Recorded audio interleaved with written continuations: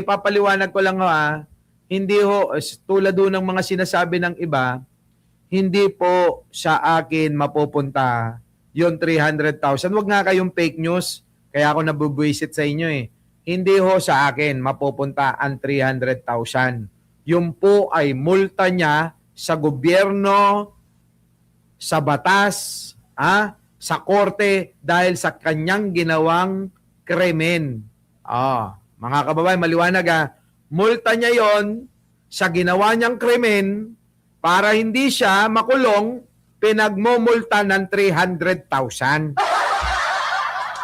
Sabi ng korte, magbayad ka kada 3 kaso, 3 beses ka, 3 kasong kriminal. Kana na-convict 3. So bawat isa, magmulta ka dyan ng tagi 100,000 kaya umabot ng 300,000. Yun po ay para sa gobyerno, sa korte. Dapat niyang bayaran yon. Kapalit ay ang kanyang kalayaan. Kung hindi niya mababayaran yon, siya ay makukulong. Pagdudusahan niya, sa kulungan. Yun po ang katotohanan doon, mga kababayan, Oo. Di ba? Grabe ka. 5 million. Grabe ka, mga katotohanan. Wala, mga 600,000 lang. Nakuha nyo, mga kababayan ko, nakuha ninyo. Kaya yung pinamamalitan ng iba, na sa akin daw ibabayad, hindi ho, mali po. Kung sa akin lang ho ibabayad yan, mga kababayan, baka sa akin lang naman matauhan siya, malaman niya yung mali niya, at matuto siya sa mga pagkakamali niya, at malaman natin na ako ang tama, ikaw ay mali, okay na po ako dun Okay na ako dun kung sa akin lang mo yun, yung 300,000, sasabihin para siya ay hindi makulong yung sasabihin ko wag mo nang bayaran. Sasabihin ko mismo sa korte wag mo nang bayaran napatunayan ko na tama ako mali ka. At na sana matuto ka na na sa mga pagkakamali mo. Okay na sana yun di ba mga kababayan? Okay yun. Kaya wag sana ninyong gagamitin yung pangalan ko para sasabihin nyo na mapupunta sa akin yung pera. Mali po. Hindi po. Ang habol ko lang doon, yung justice, hustisya. Ayan. Hindi na ipanalo natin yung laban. Sabi ko naman sa inyo noon, di ba? Sabi 5 million daw ang hinihingi mo. Ay, syempre. 5 million ang hihingin mo. Yung ang estado ng buhay ko yun Maliit pa nga yun. Dapat nga 13 million nga yun Estado ng buhay ang pinag-uusapan dyan. Kaya hiningi, magkano? Diba? Hindi kung sinabi niya na, sige, Boss Mike, baka pwede eto na lang yung pera ko, bibigay ko sa iyo, para makabawi-bawi ka, wag lang akong makonvict, wag lang akong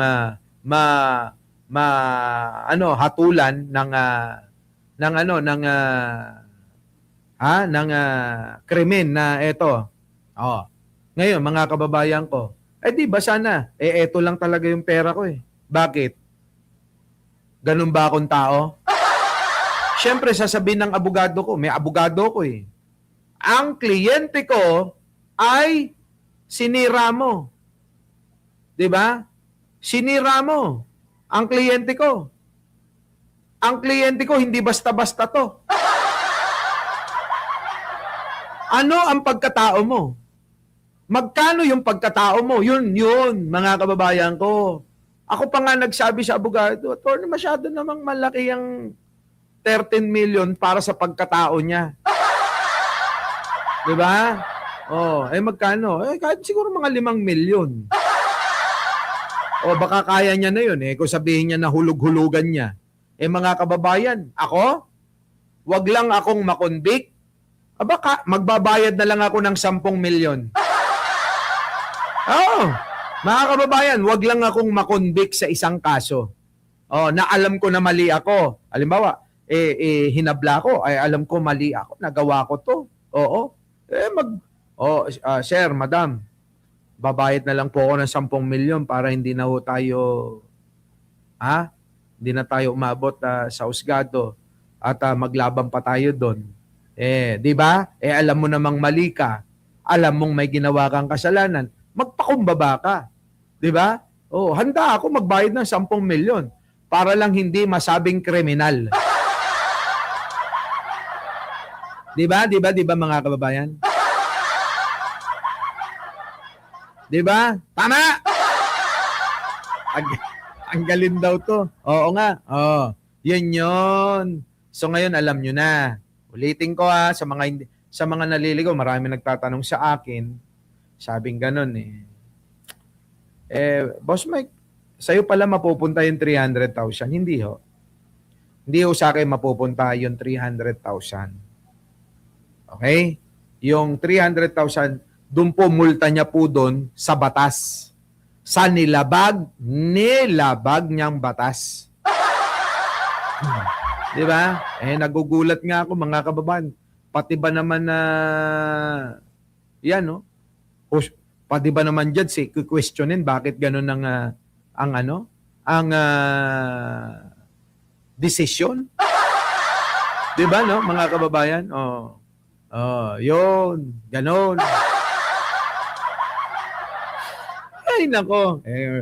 Boss, baka pwede 500,000 na lang. Hulug-hulugan ko.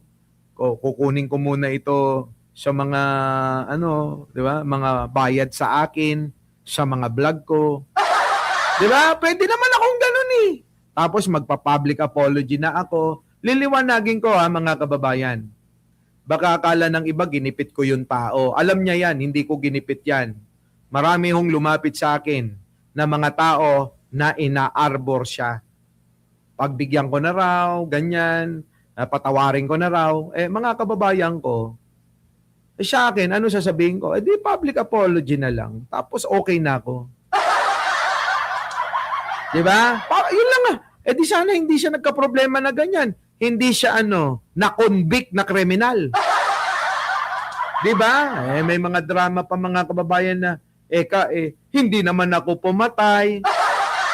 Hindi naman pagpatay yung kinaso sa'yo At hindi lang naman pagpatay ang krimen. Tandaan mo para matuto ka. Para sa'yo to. Oo para sa'yo to. Ang kaso mo ay 3 counts ng cyber libel. Ang tawag doon sa kaso mo, sa nagawa mo, na commit mo na krimen, criminal case yan. Criminal, hindi yan na iba yung usapin ng civil case. Criminal case. Kaya criminal ang tawag sa'yo dyan. Okay? Yung sinasabi mo na hindi naman ako pumatay ng tao, hindi lang pagpatay ng tao masasabi na ikaw ay masamang tao. Di ba? Maraming klase ng krimen. Di ba? So, ibig ba sabihin, dahil ako marami, hindi pumapatay ng tao. Hindi na sila masamang tao? Paano yung mga magnanakaw? Di ba? Paano yung mga magnanakaw? Katulad ni Martin. Ay, Sarah pala, Sarah. Sorry. Di ba? Katulad nila Saldico. Hindi masamang tao yun kasi hindi naman pumatay, ganon. Nako, ewan ko sa inyo. Kaya alam nyo, yung ang utak kasi dito sa social media, ginagamit talino, hindi bunganga. Bunganga lang, bunganga. Hindi ganon. Matuto kayo. Ginagamitan ng utak to. Sa social media, para hindi kayo napapahamak. Wag yung puro lang bunganga lang ng bunganga. Tama ba, Jake Magnus? Tama? Mahihina Diba? Tapos imbis na mag-public apology na nun sabi ba sa akin, nek-nek mo. Ano ka ngayon, diba? Iyak ka. Hindi ka ba nahihiya nun? Dati, total naman, wala naman nang mawawala sa'yo Bakit? convicted criminal ka na eh. Kahit nga babuyin ka ni Jake Magnus ngayon, wala na eh. Wala na. Ano pang kredibilidad mayroon ka? Wala ka ng kredibilidad. Convicted criminal ka na. 'Di ba? Convicted criminal ka na. Dati yabang-yabang mo. Meron akong milyon na gagamitin kay Mike Cervera. Ganun yung mga banat, meron daw ganun. Mga kababayan, natatawa lang naman ako kasi hindi naman pala sagot. Kasi ang gusto ko, nandoon na sa korte, hayaan na natin gumulong yun. Sila mga kababayan, daldal pa rin ng daldal, ano? Hindi naman natin sinasagot yun. Bakit? Alam naman natin kung ano yung tamang gawin. Ang tama, manahimik. Pumokus ka doon sa sinampa mong kaso laban sa tao na inaakala mo at inaakusan mo na mali. May mali. Diba? Ganon. Doris, sabi ganon, sabi sa akin, neck mo! Ano ka ngayon? Diba? Sino nakakahiya ngayon? Nasaan na yung yabang mo? Diba? Hindi naman tapang ang tawag dun yabang. Diba? Wala kang tapang kasi iyaking ka naman. Ang matapang hindi umiiyak. Hindi humihingi ng limos. Hinaharap kung ano yung pagkakamali. Kung ano yung tama, ganon. Hindi yung nanlilimos, iiyak-iyak. Diba? Hindi tapang ang tawag doon, yabang. Nakuha nyo? Magkaiba ang yabang sa tapang. So yung sayo, ano yan? Yabang lang. Nakita mo? Di ba? Yung nilalabanan mo, talino ginagamit. Di ba? Baka sabihin mo na naman ginamit ang pera. Lagot ka sa judge. Tao pa ko ha!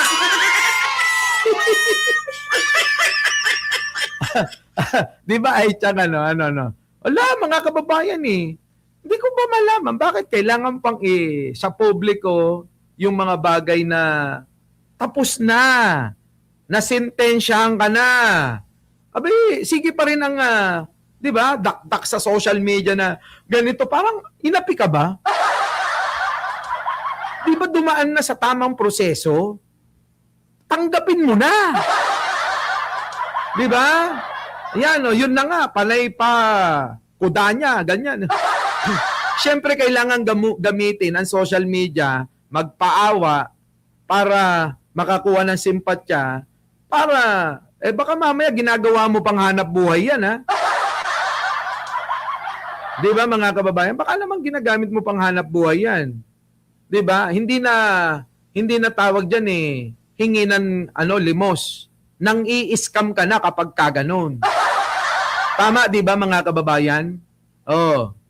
Kahit naman tawagin nating scammer yan bakit? Yan na nasintensya na di ba? Kriminal ka na liliwanagin ko sa iyo. Yan bang mga hinihingi mo? Yan ba'y nakalista? Tandaan mo, bawal humingi ng pera, bawal mangolekta sa OFW. May batas na bawal yan. Di ba? Matatawag nating pang-i-scam kung hindi naman yan dumadaan sa proseso yung pang-susolicit mo. Di ba? Wag nga, bubo! Gumamit ka ng kokote. Hindi lahat. Ito, tinuturuan na kita kasi baka mapahamak ka pa dyan. Mamaya, idemanda ka ni Jake Magnus. Marami pa namang kilala yan sa SEC. Kung ikaw ay isoplong na nagsusolicit ka ng pera sa mga OFW, dagdag kaso ka na naman. Kita mo? Hindi ako galit sa'yo. Pinapaliwanag ko para hindi ka mapahamak. Di ba? Hindi mga nag-iisip, mga kababayan